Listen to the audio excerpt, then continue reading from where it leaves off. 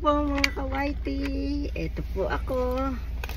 Kinakailangan na pong pumasok sa trabaho. Kahit super lamig po. Ay, saan ko nilagay yung aking gloves? Ito po, on the way to work. Terribly bundle up po talaga ako.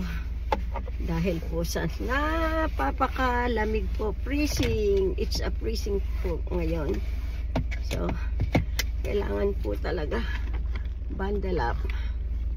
Okay? Maraming pong salamat mga kawaiti. Ayan po. Talaga po. Super lamig po.